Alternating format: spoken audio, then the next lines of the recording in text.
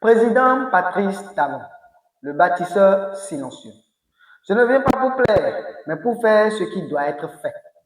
En 2016, M. Patrice Talon arrive au pouvoir avec un objectif clair.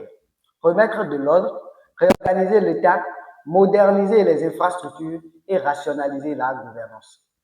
Souvent discret et critiqué par son style direct, son mandat montre qu'il est possible de changer les règles, même si cela dérange. Après des années de promesses de rupture inachevées et de compromis sans fin, Patrice Talon arrive au pouvoir en 2016. Pour saisir le sens de ces décisions, il faut revenir à la question essentielle. Pourquoi a-t-il voulu accéder au pouvoir? En 2016, le peuple a voulu donner une leçon au président Yahi Boni et profiter au passage de la fortune de M. Patrice Talon, qui était candidat à l'élection présidentielle de 2016, à qui le président Yahi Boni avait fait une campagne involontaire. C'est un fortuné. Il a de l'argent dans des conteneurs qui viennent. En entendant cela, nos parents contents disaient, je cite, « Il va nous partager de l'argent. Plus rien va nous manquer. Nous aurons un président fortuné.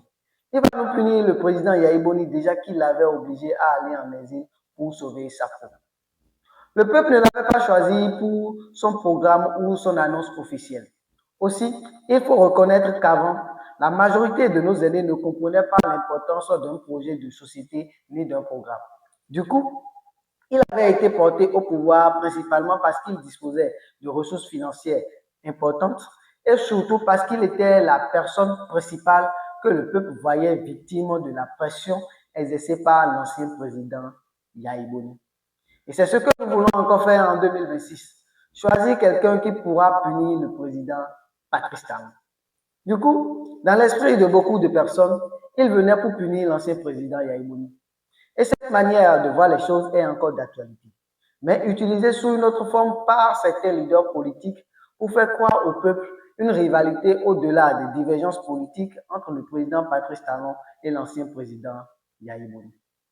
Il présente presque toutes les actions du président Patrice Talon comme des règlements de compte déguisés et affirme que le pays ne devrait pas se limiter à la rivalité de ces deux personnes. Chers Béninois, c'est de la distraction et de la malhonnêteté politique. On nous a tellement manipulés au point où nous avons peur de rêver, peur de voir grand et même peur d'accepter ce qui est vraiment essentiel pour notre bien. Le conditionnement est tel que le progrès nous effraie plus que les échecs. La jeunesse béninoise doit guérir de sa mémoire, car le ressentiment n'est pas un projet ni un avantage. C'est plutôt un frein à tout ce qu'on pourra essayer dans l'avenir. Dès sa campagne, il avait annoncé les couleurs, mais beaucoup n'y ont pas prêté attention. Il disait, le Bénin ne pourra pas se développer si on ne change pas les règles. Il faut une gestion sobre, rigoureuse et responsable.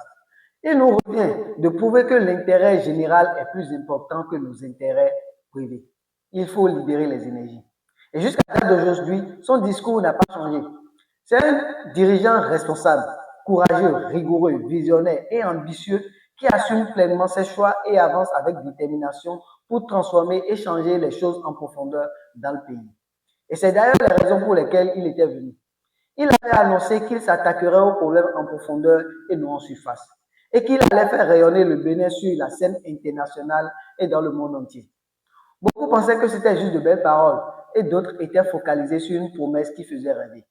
De l'argent dans des conteneurs prêts à être distribués. Mais quand vous connaissez l'histoire, la source des problèmes du peuple, la solution est que la nature a fait grâce que vous soyez aussi au courant du mode de fonctionnement et de la mentalité des personnes qui pourront être un frein pour la mise en place de votre solution. La sagesse, l'intelligence et le bon sens demandent d'anticiper. Anticiper et avoir une longueur d'avance, c'est exactement ce que le président Patrice Talon a fait.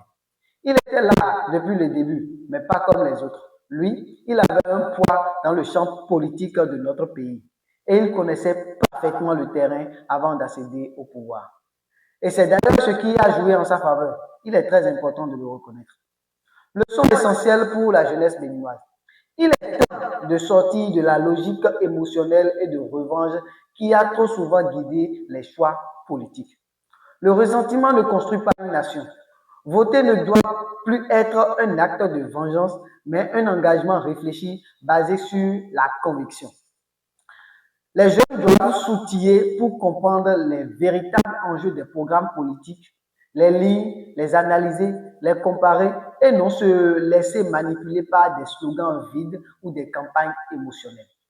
Il faut désormais valoriser la rigueur, la vision et le travail collectif. Car un pays ne se bâtit pas avec des promesses magiques, mais avec des idées fortes et une discipline partagée. C'est pourquoi changer la culture politique de notre pays, le Bénin, est devenue urgente.